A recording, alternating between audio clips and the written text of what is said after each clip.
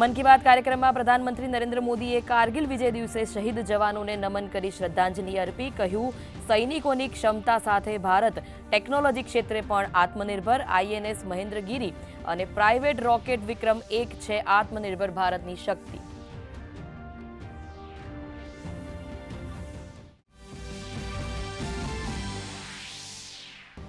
PM મોદીએ પ્રકૃતિ પ્રત્યેની આપણી જવાબદારીને કરી ફરી યાદ અને કહ્યું કે અમદાવાદમાં 1 કલાકમાં 3.5 લાખ રોપાઓ વાવી રચાયો ગિનિસ રેકોર્ડ. તો ગીરમાં સંરક્ષણ અને પુનઃસ્થાપનના પ્રયાસોથી 60 વર્ષો બાદ ઇન્ડિયન ગ્રે હોર્નબિલનું થયું પુનરાગમન. પીએમ મોદીએ યુવા શક્તિની અદ્ભુત સિદ્ધિઓની કરી વાત. કહ્યું, સાયન્સ ઓલિમ્પિયાડમાં ભારતીય વિદ્યાર્થીઓએ ફિઝિક્સ અને કેમિસ્ટ્રીમાં જીત્યા ગોલ્ડ મેડલ. તો ખેલ જગતમાં ભારતીય મહિલા ક્રિકેટ ટીમ અને પીવી સિંધુએ ભારતને અપાવ્યું ઐતિહાસિક ગૌરવ.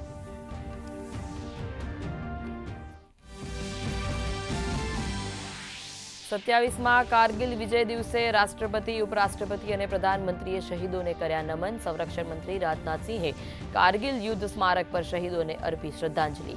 તો ગાંધીનગર, સુરત, જામનગરમાં પણ અનેક કાર્યક્રમ. સુરતમાં નાયબ મુખ્યમંત્રી હર્ષ સંઘવીએ 100 ફૂટ ઊંચાઈએ ફરકાવ્યો રાષ્ટ્રધ્વજ.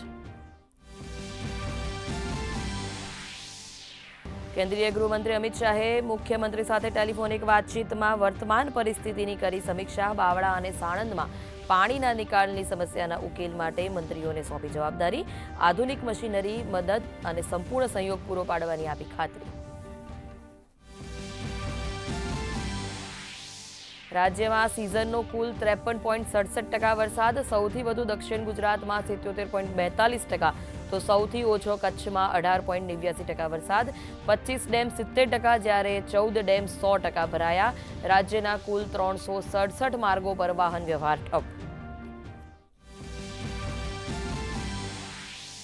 રાજ્યમાં ઘટ્યું વરસાદનું જોર. ઉત્તર ગુજરાતમાં હળવા વરસાદી ઝાપટા. 8 જિલ્લામાં ઓરેન્જ તો 14 જિલ્લામાં યલો એલર્ટ જાહેર. રાહત અને બચાવ કામગીરી માટે એનડીઆરએફની 17, એસડીઆરએફની 33 અને આર્મીની 3 ટીમો તૈનાત.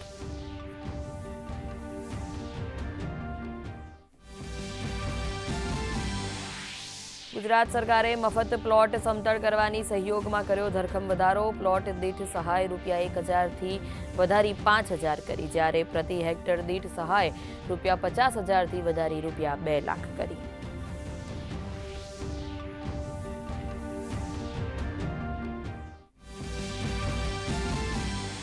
હોકીમાં પાકિસ્તાનને ધૂળ ચટાડી ભારત બન્યું champion. FIH youth hockey 5 champion Asian ચેમ્પિયનશિપની ફાઇનલમાં પાકિસ્તાનને 3-1થી હરાવી પુરુષ ટીમે જીત્યો ગોલ્ડ.